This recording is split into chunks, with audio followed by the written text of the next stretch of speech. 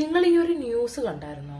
Face cream എടുത്ത് മാറ്റി വെച്ചു എന്നതിന്റെ പേരിൽ സ്വന്തം അമ്മയെ മകൾ മർദ്ദിച്ചു. അതായത് ഒരു ക്രീം എടുത്ത് മാറ്റി വെച്ചു എന്ന പേരും പറഞ്ഞ് സ്വന്തം അമ്മയുടെ വാരിയലിന് കമ്പിപ്പാര കൊണ്ട് അടിച്ച് തകർത്തു. കൊച്ചി പനങ്ങാട് നടന്ന സംഭവത്തെ കുറിച്ചാണ്. ആക്രമണത്തിൽ വാരിയല് തകർന്ന അമ്മ സരസു എഴുന്നേൽക്കാൻ കഴിയാത്ത അവസ്ഥയിൽ ആശുപത്രി കിടക്കയിലാണ്. മകൾ നിബിയെ പോലീസ് അറസ്റ്റ് ചെയ്തു. തൊഴിലുറപ്പ് തൊഴിലാളിയായ അമ്മ സരസുവും മകൾ നിബിയും മാത്രമാണ് വീട്ടിലുണ്ടായിരുന്നത്. താൻ പതിവായിട്ട് ഉപയോഗിച്ചിരുന്ന ഫേസ് ക്രീം കാണാനില്ലെന്നും എന്തിനു വേണ്ടി എടുത്തു മാറ്റിയെന്നുമായിരുന്നു നിബിയുടെ ചോദ്യം. എന്നാൽ താൻ എടുത്തിട്ടില്ലെന്ന് അമ്മ മറുപടി നൽകിയതോടെ ഇരുവരും തമ്മിൽ തർക്കമുണ്ടായി. അതിന് പിന്നാലെയാണ് അതിക്രൂരത അരങ്ങേറിയത്. കഴുത്തിൽ കുത്തിപ്പിടിച്ചതിനൊപ്പം കർണത്തടിക്കുകയും ചെയ്തു. ചവിട്ടി നിലത്തിട്ടു. പിന്നാലെയാണ് കമ്പിപ്പാര കൊണ്ടടിച്ച് വാരിയല് തകർത്തത്. നിലവിളി കേട്ട് ഓടിയെത്തിയ നാട്ടുകാരാണ് അമ്മ സരസുവിനെ ആശുപത്രിയിലെത്തിച്ചത്.